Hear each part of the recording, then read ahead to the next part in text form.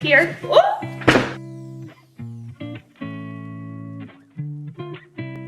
Hey friends, welcome back to my channel. If you are new here, my name is Kelly, and today starts Vlogmas. I am so excited to do Vlogmas this year. I was trying to do it last year and it just didn't happen. So we are gonna do it this year, and we are gonna start it off with all of the books that I read in November. So I think I've read a total of 9 books. I have them all right here. Ooh! I have them all right here. We're gonna talk about all of them and see what I like, what I didn't like. I'll go ahead and tell you guys kind of like brief overviews of them all. Now, let's just go ahead and get into this video. Okay, so I have a few books that I read that are like standalones or the start of a series, and then I have one series that I'm going to talk about as well that I read. But we're gonna get everything started with Penelope Douglas and Punk 57. I saw this book on TikTok. I feel like TikTok is like the reason that everyone's starting to read again. Like Book Talk took off and is recommending so many good books. And I have not read anything by Penelope Douglas before, and I absolutely loved it. Okay, so in this book, Misha and Ryan, they start off as pen pals in the 5th grade, and then after the school year's over and their little assignment stops, they just never stop writing each other. So they keep writing letters, and then all of a sudden, I believe it's their senior year, all of a sudden Misha just stops writing back to Ryan, and she has no idea why. Then she meets this like mysterious kind of a-holy guy that ends up at her school, and there's so many things that start happening that's just kind of unexpected. It got the classic enemies to lovers trope, which I actually really enjoyed the way that she wrote it out in this. I am a huge fan of enemies to lovers. There's just something about that and like a slow burn that I just absolutely love. But this was a really good enemies to lovers, and watching like the character development and watching Misha and Ryan, and I don't want to give anything away. It's a really, really good book. I would give this book a 4 out of 5 stars, and I went ahead and grabbed Credence that I'm planning to read this month by Penelope Douglas as well, just because it was so good. The next book that I'm going to talk about is Neon God. I just finished this book. This was the last book that I read for my books in November. It is a Hades and Persephone retelling. To be completely honest, I didn't really know much about their story. I really liked the book. At the beginning, I'm not even gonna lie, I was definitely picturing Hades from Hercules every time they said Hades, and it did not work for me at all. So I was trying to picture like this hot, sexy guy, and I mean, you guys know what I'm talking about. That was something that kind of threw me a little bit with this book at first, but I really liked the chemistry that they had. So basically, the story is where Persephone ends up having an arranged engagement to be married to Zeus, and she does not want to do it. So she ends up running away, and then she ends up with Hades in the lower city, and they kind of have like a fake dating thing happening. It's her trying to get revenge for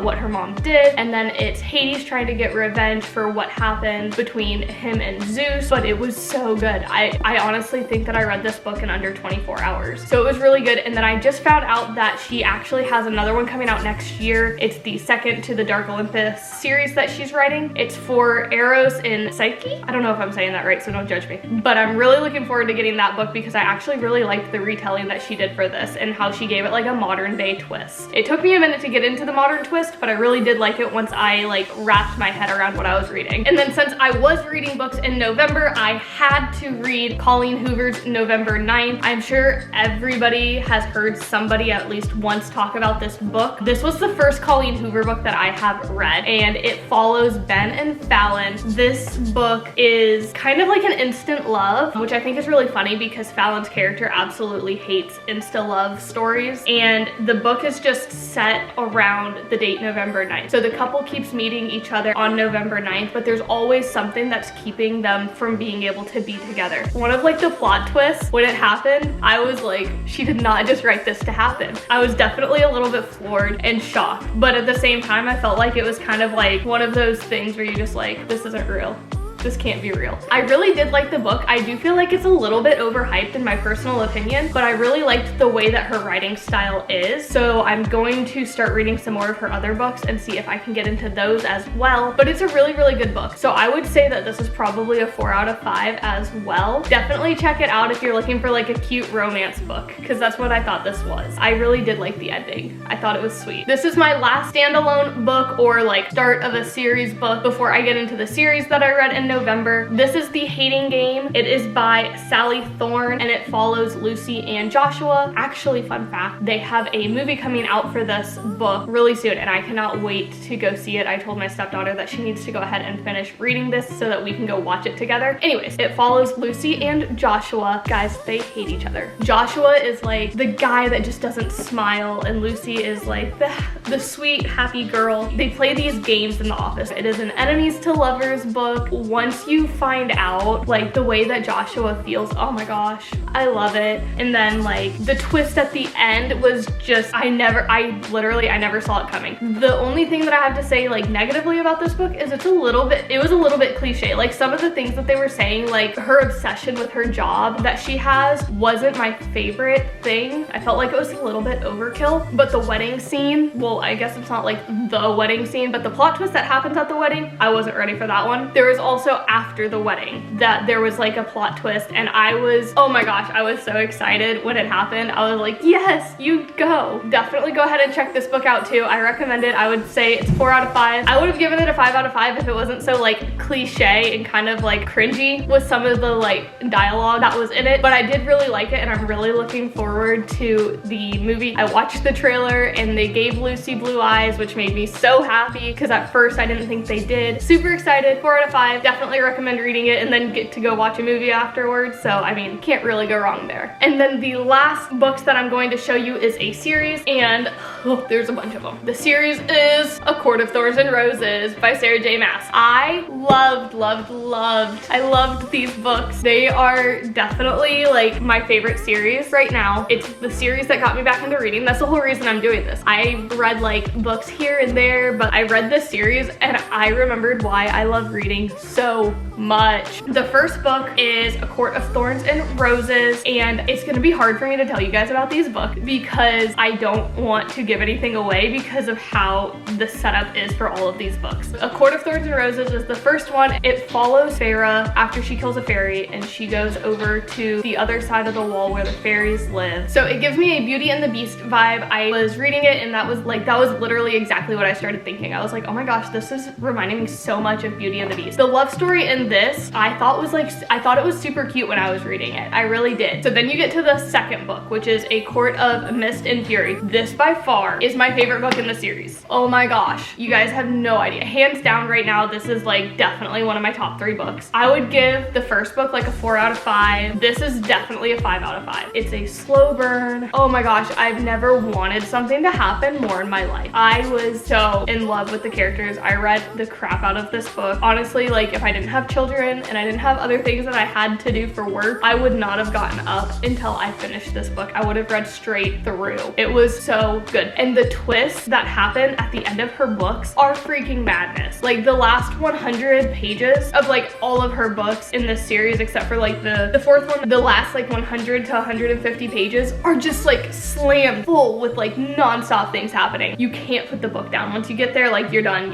You're doing it until you're done. This one was really good and I was not expecting the plot twist to happen in this. And this book is also following Feyre. This is a Court of Wings and Ruin. This one was really good as well, but I'm only gonna give it a 4. It definitely falls back a little bit more from like the romance line that the first 2 books have, and it's a little bit more action-packed, but I'll definitely tell you, by the time you get to this book, you have created such a connection to these characters. So when things start happening, again, at the end of the book, I was in tears. I was crying my eyes out. I was so sad. My heart was broken, and then she put it back together. It was broken again, and then it went back together. And my sister is actually reading this series right now. She just finished reading this book, and she texted me and she was like, I'm crying. This isn't real. This isn't happening right now. It was the exact same reaction I had. My stepdaughter is reading these books right now, and she's only on the second one, and she's having all the same reactions. It's just, oh my gosh, it's phenomenal. She's such a good writer. I've loved these books. I loved these books. I adored this series. And then, so there's the 4th book here. So A Court of Frost and Starlight is the 4th book in the series, but it's kind of a novella to me. It's pretty short. It's only like 250 pages. It pretty much is just kind of like a recap and following up on their life after what happened in the 3rd book and letting you know where like all the characters stand. To me, there wasn't really like a plot line to it at all. It was still good. I would give it a 3 out of 5 just because I like her writing style,